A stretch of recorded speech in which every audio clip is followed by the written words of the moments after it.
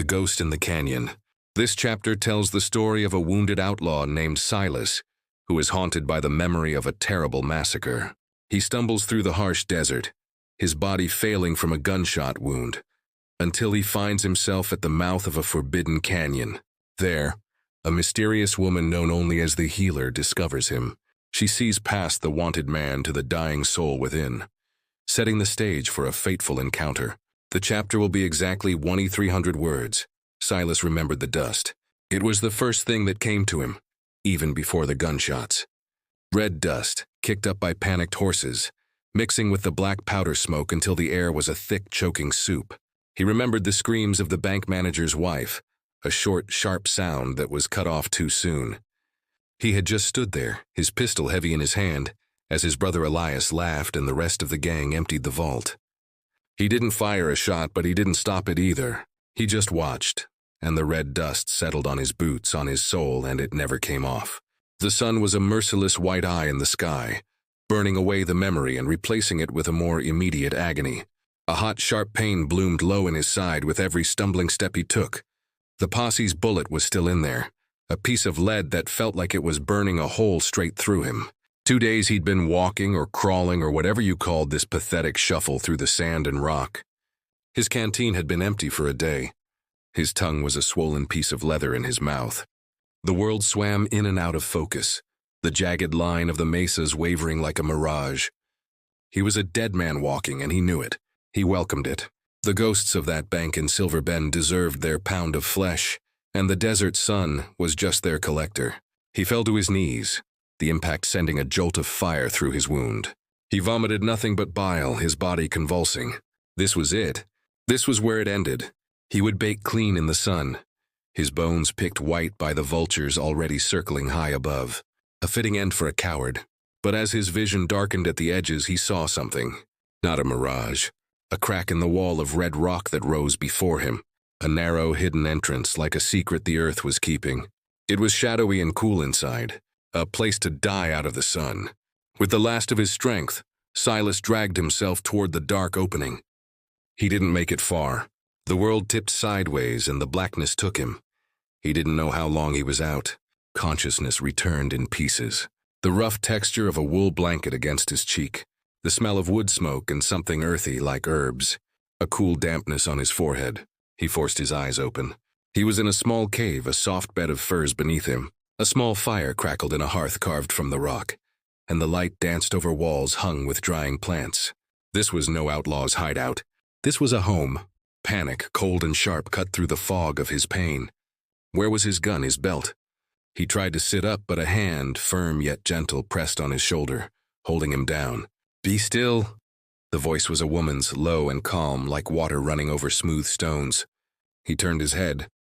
She was sitting on a stool beside him, a bowl of water in her lap. She was perhaps in her 40s, her face weathered by sun and wind, but her eyes were a clear, startling gray. They held no fear, only a deep and weary patience. She wrung out a cloth and placed it back on his fevered brow. "The wound is infected. You have a fever," she stated, her voice devoid of judgment. It was just a fact.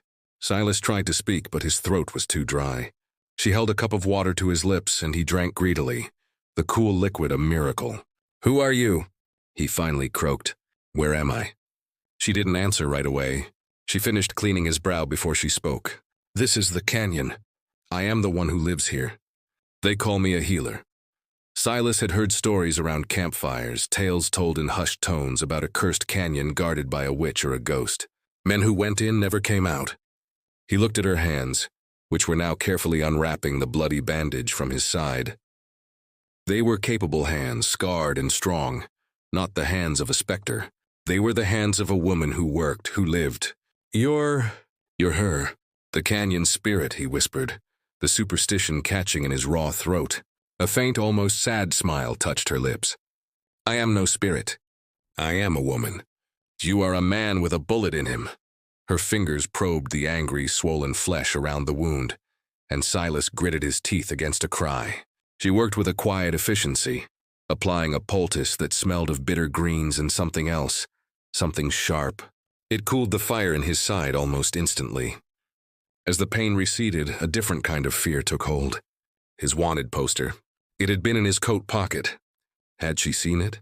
Did she know he was Silas Vance, worth $200 dead or alive? Did she know what he had done? He watched her face for any sign of recognition, any flicker of horror. There was none. She just saw the wound. She just saw the man. The shame that washed over him was hotter than the fever. This woman, in her quiet sanctuary, was showing him a kindness he had done nothing to deserve. He was defiling her peace just by lying there, his guilt seeping into the very air of her home. He was about to speak, to confess, to warn her of the monster she was saving, when she spoke first. "Sleep now," she said, her voice quiet but firm. "The darkness in your eyes is not just from the fever. But tonight you are safe." She placed a fresh blanket over him, and against his will, his eyelids grew heavy. The last thing he saw before sleep pulled him under was her profile outlined by the firelight, a solitary sentinel in the vast, silent dark, watching over a sinner who didn't know he had just found his only chance at grace, the medicine of memory. This chapter follows the wounded outlaw, Silas, as he physically recovers under the care of the mysterious healer, Ilara. His body mends, but the silence of the canyon and her quiet presence force him to confront the guilt, festering deeper than any bullet wound. A fragile trust forms between them, built on unspoken understanding and shared chores. This trust finally breaks him, leading to a raw confession of the massacre he fled. Ilara listens without judgment, but her eyes reveal a sorrow that mirrors his own, a twist that changes everything he thought he knew about her. The chapter will be exactly 1,350 words. The memory that haunted Silas wasn't of the shooting or the posse. It was of a morning years ago, before the gang, when he'd wake to the smell of sagebrush after a rain and the sound of his mother humming while she kneaded dough. That simple, clean feeling of a new day was a ghost now, a reminder of a man who no longer existed. He woke to that memory now, the scent of sage thick in the air, but it was mixed with the bitter aroma of the poultice on his side. For a confused moment, the two worlds blurred. Then the low, steady pain in his ribs pulled him back to the present, to the cave in the canyon. Sunlight streamed through the entrance, painting a bright rectangle on the earthen floor. He was alone. The healer's blankets were neatly folded on the stool. Panic, his old companion, whispered that she'd gone for the law. But his gun belt, he noticed, was still hanging from a peg on the wall, his Colt still nestled in its holster. She hadn't touched it. Days turned into a rhythm. Silas's strength returned slowly. He could sit up, then stand, then walk the short length of the cave without seeing black spots dance in his vision. The woman who told him her name was Ilara spoke little. She communicated with gestures, pointing to a water skin or a bowl of stew. She changed his bandages with clinical efficiency, her gray eyes studying the healing wound, not him. Her silence was a wall, and it unnerved him more than any accusation would have. He was a man who lived in the noisy chaos of saloons and campfire boasts. This quiet was a new kind of torture. He started to help with small tasks, desperate to break the silence. He gathered firewood from a pile near the cave mouth, each piece a small apology. He drew water from a tiny, clear spring that bubbled up from the rocks at the back of the cave. She accepted his help with a simple nod, never thanking him, never refusing. One afternoon, as he sat sharpening a cooking knife on a whetstone she'd provided, he finally broke. The only sound was the scrape of steel on stone and the distant cry of a hawk. "I'm not a good man," he said, the words rough and loud in the quiet. Ilara paused from grinding herbs in a stone bowl. She didn't look up. "The wound is healing clean. That is what matters here." Her calm dismissal of his guilt felt like a slap. "You don't understand," he insisted, his voice tightening. "There's a price on my head. My name is Silas Vance, you must have heard it." He waited for the fear to flash in her eyes, for her to grab a knife and order him out. She simply continued grinding. "Names mean little in this canyon, Silas Vance. A feverish man speaks many names. A dying man speaks only one truth." She looked at him then, and her gaze was so deep and knowing that he felt utterly exposed. The wall he was trying to break down wasn't a wall at all. It was a window, and she saw straight through him. The confession tore out of him then, ugly and raw. He told her everything. He spoke of his brother Elias, all charm and cruelty, who had pulled him into the gang after their farm failed. He described the bank in Silver Bend, the plan that was supposed to be a simple, bloodless robbery. He told her about the dust, the screaming, the way he had frozen as Elias shot the bank manager point blank for moving too slow. He described the woman, the manager's wife, who had run in from the back room. One of the other men, a kid named Jake, had shot her without a second thought. Silas's voice broke as he recounted the sound. "I just stood there," he whispered, staring at his hands as if they were stained with blood. "I didn't pull the trigger, but I didn't stop it. I let it happen. I rode away with them. I shared their gold." He finally looked up, expecting to see horror, or at least pity, on Ilara's face. But he saw neither. He saw a deep, ancient sorrow, a pain so familiar it stole the air from his lungs. Her eyes were glistening. She placed the mortar and pestle down carefully. "You carry that," she said softly. "You let it live inside you." She took a slow breath, and her next words were a whisper. "My husband and my son. They were on the street outside that bank."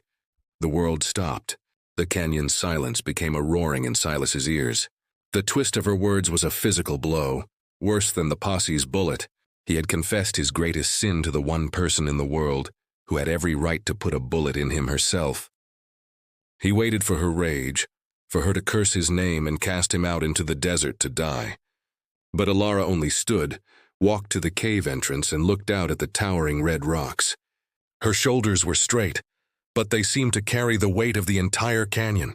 She had saved the life of the man indirectly responsible for her greatest loss. She had shown him kindness. She had listened. And in her profound, devastating silence, she offered him a forgiveness he knew he could never, ever deserve. The weight of it was heavier than any guilt. He had come to this canyon to die, but he had found something far more terrifying. He had found a reason to live with what he had done, and the woman who made that possible was now walking away from him, leaving him alone with the crushing, unbelievable truth of her mercy. The ghost in the canyon was not her, but him, and his haunting had just begun. The vulture's circle.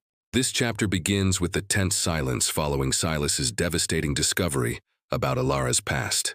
The fragile peace is shattered by the arrival of his brother Elias and the remnants of the gang, who have tracked him to the canyon's edge. They believe Silas has betrayed them and hidden the gold for himself. Elias's voice, full of venom and greed, echoes through the canyon, demanding the treasure. Ilara stands as a silent, defiant shield in front of the cave, while Silas knows he must finally choose between the blood of his brother and the woman who offered him salvation. The chapter will be exactly 1,400 words. The silence between them was a living thing, thick and heavy with the weight of what had been revealed.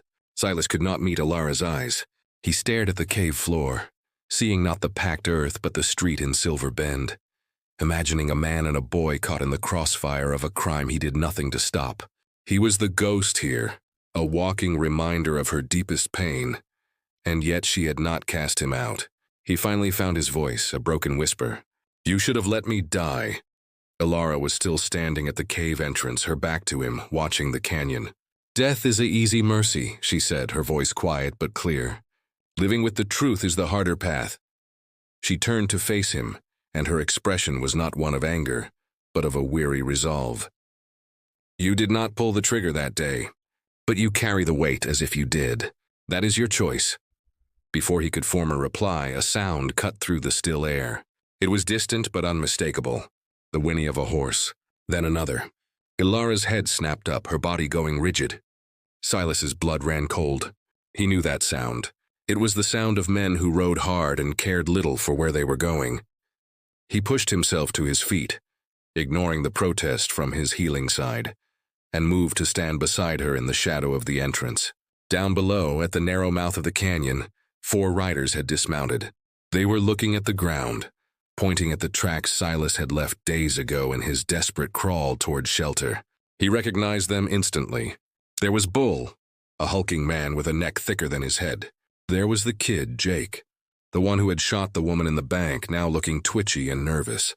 And leading them, standing with his hands on his hips and a cruel smile on his face, was his brother Elias.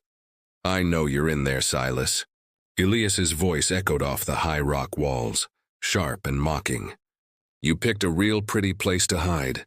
Now quit skulking in the shadows like a coward and come on out." We just want to talk. Silas's heart hammered against his ribs. They hadn't come for him. They had come for the gold. They thought he'd run off with it. Alara placed a hand on his arm, her grip surprisingly strong. "Do not," she whispered. "They cannot find the path. The canyon protects itself." But Elias was already growing impatient. "We followed you for 2 weeks, brother. Through sand and rock. We found the horse you stole dead from thirst. We found your trail. Did you really think you could just take it all for yourself?" Jake, emboldened by his leader, took a few steps into the canyon opening. "We just want what's ours, Silas. Then we'll ride out." His voice cracked on the last word. Elias shot him a disgusted look before turning his gaze back to the cliffs. "We're not leaving without it. You hear me? You brought this on yourself." Suddenly Elias's eyes narrowed, focusing on the cave entrance.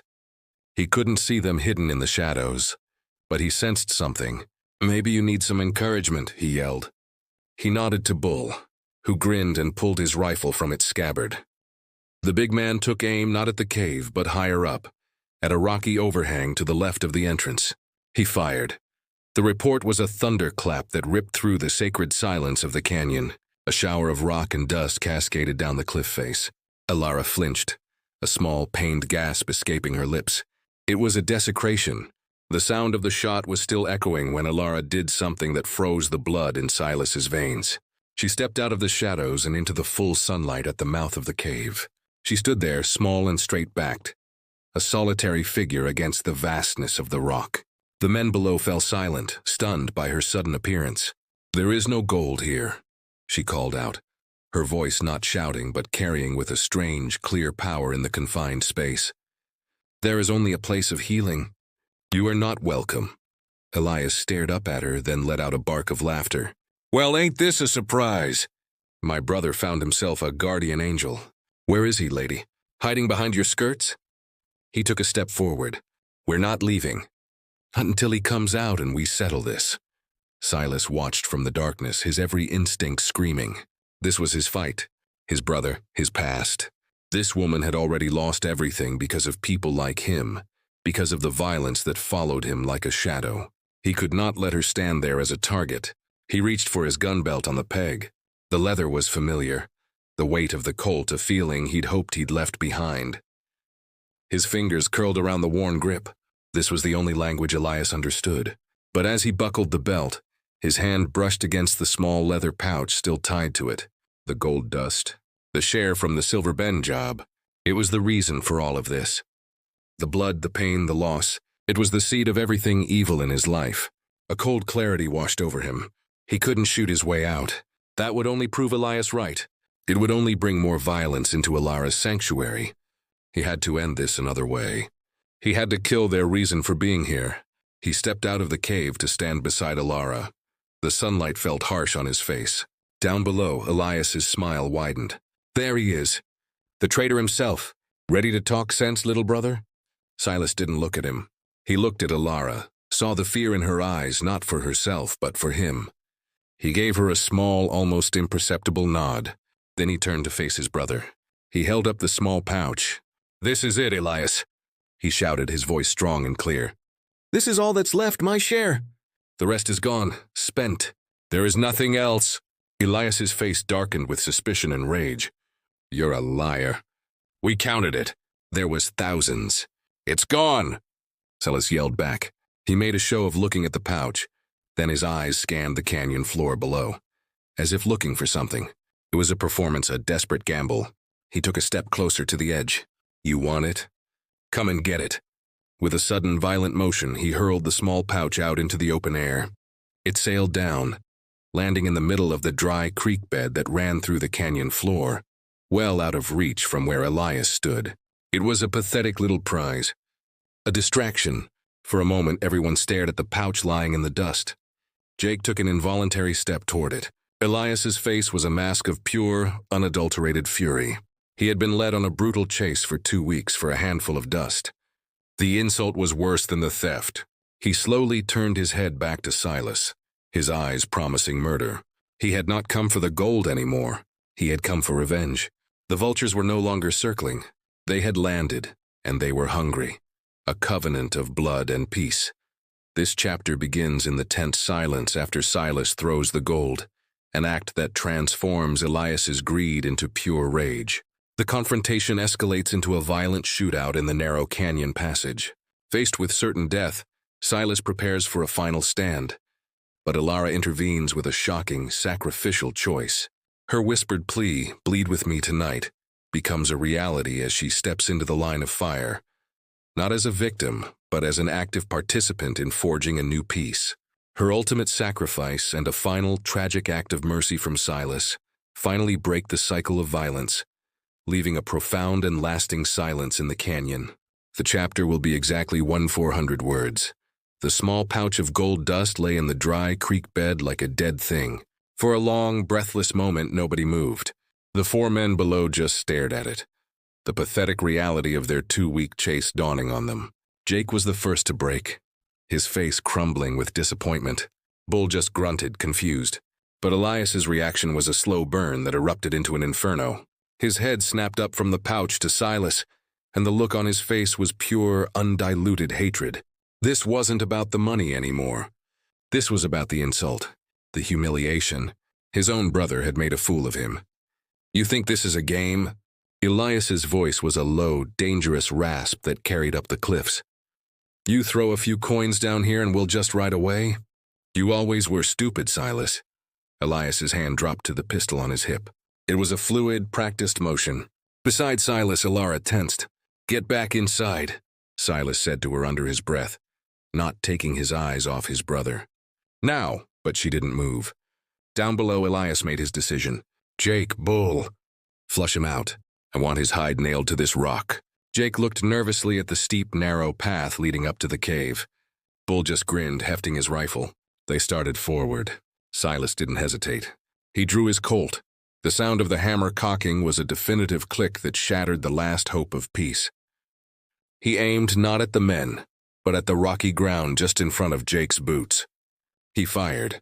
The shot kicked up dirt and stone, making Jake yelp and scramble backward. "The next one won't miss," Silas shouted, his voice echoing. "This ain't your fight. Ride out." Elias answered with a shot of his own. The bullet smacked into the rock face a foot to the left of the cave entrance, sending sharp splinters of stone flying. Ilira cried out, and Silas pushed her back behind the relative safety of the cave wall. The war had begun. The canyon became a terrifying box of echoing thunder. Bull fired his rifle, the large caliber rounds chewing chunks out of the cliffside. Jake, emboldened, fired his pistol wildly upward. Silas, his back pressed against the rock, would lean out and return fire. Each shot a desperate attempt to keep them pinned down. He was a good shot, but he was 1 against 3, and he was low on bullets. He counted each spent cartridge, 4, 5, only 1 left. He was going to die on this cliff.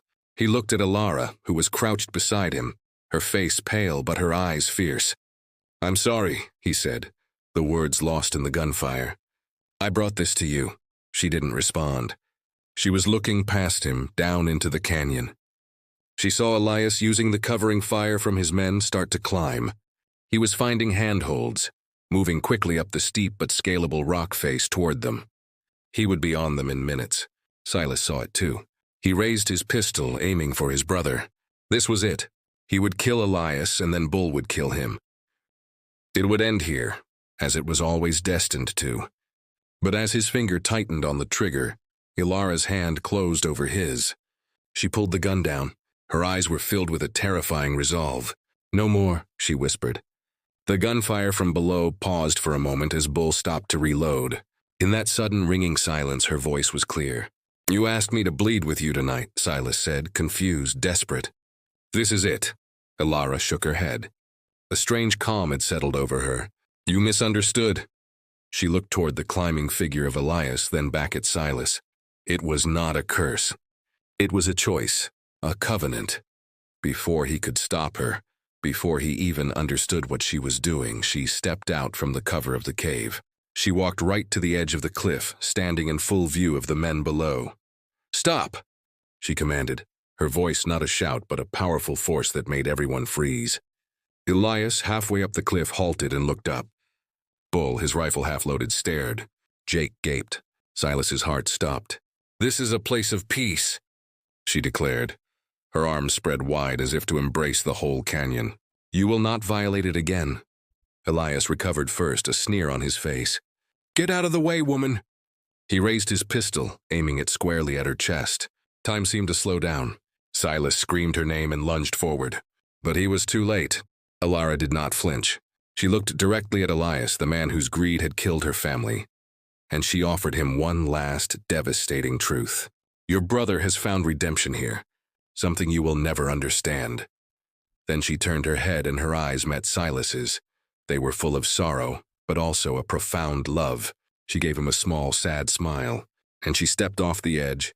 It wasn't a fall. It was a sacrifice.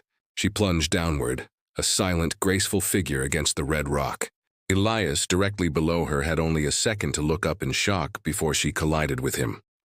The two of them, tangled together, fell from the cliff face and landed on the hard ground below, with a sickening, final thud. The sound echoed louder than any gunshot. The canyon fell utterly silent. Bull and Jake stood frozen, horrified by what they had just witnessed. The woman had flown like an angel of death and taken their leader with her. Silas stood at the edge, his hand outstretched toward empty air, his breath gone. He felt the world tear in two. The twist was complete. Her plea to bleed with me tonight was not a request for him to die. It was an offer. She would bleed to save him. She would bleed to end the violence. She would bleed to settle the debt once and for all. And she had. Slowly, numbly, Silas climbed down the path. Bull and Jake didn't raise their weapons. They just watched him, their faces blank with shock. He walked to the two bodies lying broken on the canyon floor. He knelt beside Alara first. He gently closed her eyes. There was no pain on her face, only peace. Then he looked at his brother. Elias was still alive, but just barely. He was gasping for air, blood bubbling from his lips. His eyes found Silas's, and they were wide with fear and confusion. Silas looked at the man who had been his brother, his leader, his curse. He looked at the pistol still in his own hand. He could end it. It would be so easy. But that was the old way. The way that had led them all here. Alara had shown him a new path. A harder path. Silas holstered his gun. He knelt and, with a strength he didn't know he had, he gathered his dying brother into his arms. He held him as his breathing grew shallower. He offered not vengeance, but mercy. A final quiet comfort in the face of the end. Elias's eyes lost their focus, and then he was gone. The debt was paid. The violence was over. Bull and Jake, seeing it all, simply turned, mounted their horses, and rode away without a word. They would not be back. Silas was alone. He buried Alara near her spring, in the shade of a juniper tree. He buried his brother at the mouth of the canyon. He spent the next days in a hollow, silent daze. The healer was gone, but her work was done. She had healed the canyon of its ghost. She had healed him. One evening, as the sun set and painted the cliffs in blood red and gold, Silas Vance walked to the canyon's entrance. He looked back once at the peaceful silence, at the grave under the juniper tree. Then he turned and walked out into the desert. He was unarmed. He was alone. But for the first time since he could remember, he was free. The legend of the canyon grew, but it changed. They no longer spoke of a cursed spirit. They spoke of a place of peace, guarded by the memory of a woman who had bled to stop the storm. And they sometimes spoke of a ghost, not of a sinner, but of a saved man who was never seen again.